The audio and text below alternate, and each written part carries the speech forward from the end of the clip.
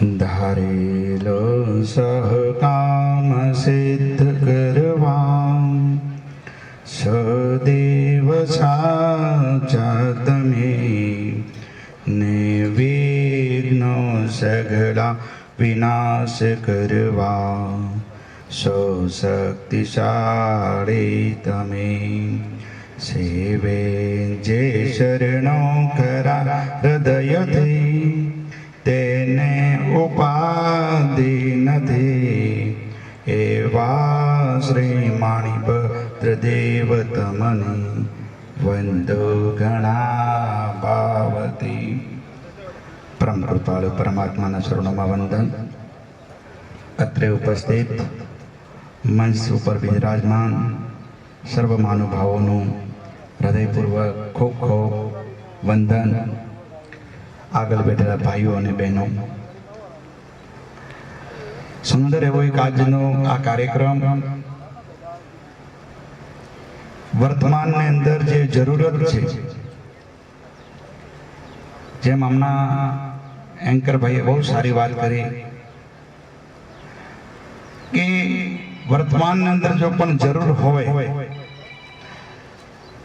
તો મનુષ્યને જ્યાં જ્યાં પણ ગયો ત્યાં પરિવર્તન કરતો જ આગળ વધતો ગયો.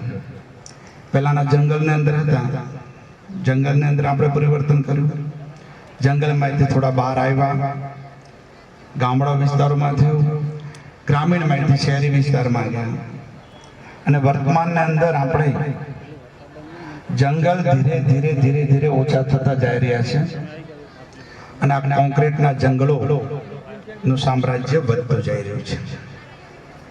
એવા કોન્ક્રીટના આ જંગલોની અંદર આપણું જે ઓરિજિનલ જે જંગલો હતા, આપણા જે પર્યાવરણ હતું, એ ધીરે ધીરે ધીરે ધીરે નષ્ટ થવા જવા લાગ્યું.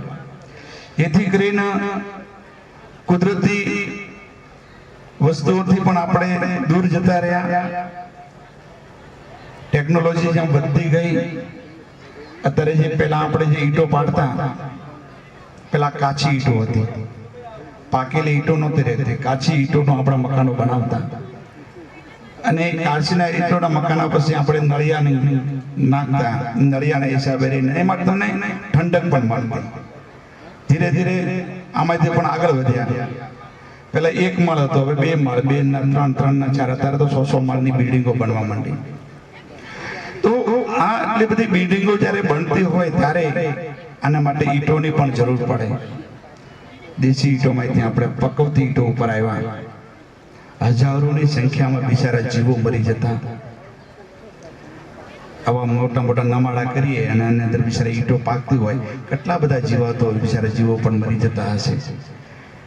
અને આ ટેકનોલોજી આવી હમણાં, આ હેમ આપણે જે ઈંટોનો ત્યારે હું જોયું ને ઉપરનું નિરીક્ષણ કર્યું, અને મને એમ આત્માને શાંતિ થઈ કે કેટલી બધી આપણે લીલોતરીને કે જંગલોને કાપવાની ઓછું થઈ જશે જો આ જ ઈંટો. ત્યારે હવે આપણે રહેવાના છીએ આ કોન્ક્રીટના જંગલમાં. તો કોન્ક્રીટના જંગલમાં રહેવું છે તો કોન્ક્રીટની પહેલી તો તારી જ વસ્તુ બનાવે, એટલે એ જ વસ્તુ બનાવીને આપણે અમે આજે રજૂ કરી રહ્યા છીએ. હું ખૂબ ખૂબ એ ત્રણેય ત્રિપુટીને અભિનંદન અને આશીર્વાદ આપું છું કે ખૂબ તમારી આ વ્યવસાય ફૂલે ફાલે અને ખૂબ આગળ વધો, આ તાલુકાનું નામ રોશન કરો, એવા મારા અંતરના આશીર્વાદ.